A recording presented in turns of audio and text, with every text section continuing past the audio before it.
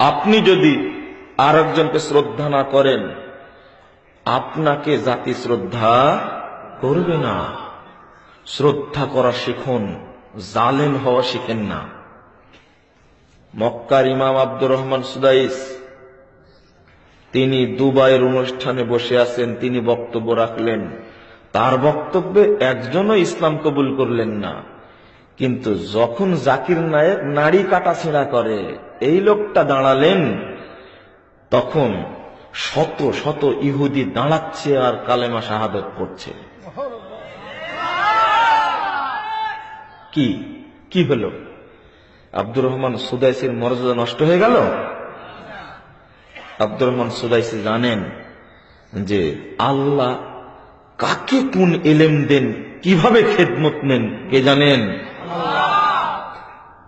মতিউর রহমান মাদানী বাংলাদেশে আসেননি, কোনদিনই আসেননি। কিন্তু আমরা গোটা বাংলাদেশ যতই দাপট দিয়ে ঘুরে বেড়াই না কেন, আব্দুর রাজ্জাক বিন ইউসুফ, কাজী ইব্রাহিম, শহীদুল্লাহ খান মাদানী, ডক্টর আহমদুল্লাহ ত্রিশালী, ডক্টর মুসলিউদ্দিন, যত বড়ই পণ্ডিত হোক না কেন, বাংলাদেশের বাঙালিদের কাছে পরিচিত ব্যক্তির নাম মতিউর রহমান মাদানী। স্বীকার করতেই হবে, হিংসা করে 5 পয়সা দাম নাই। ওই দাম মামে বসেতে বক্তব্য দেয়, ঘরের মধ্যে বসেতে মাইকের সাথে বক্তব্য দেয়।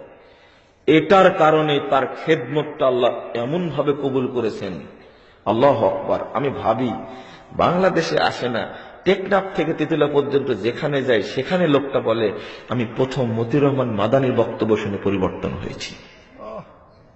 কই, আমরা তো বাংলাদেশে আছি, কত ঘুরলাম, চিটাগাং গেলাম, সিলেট গেলাম, ভোলা গেলাম, ফেনী গেলাম, বরিশাল গেলাম, ফরিদপুর গেলাম, শরীয়তপুর গেলাম, বরগুনা গেলাম, কই আমার কথা তো কেউ বলে না। তো এক চট গালি দি একটু মতিউর রহমান মাদানীকে। কি কবুলিয়াত চিনেন না আপনি? এত হিংসা কেন?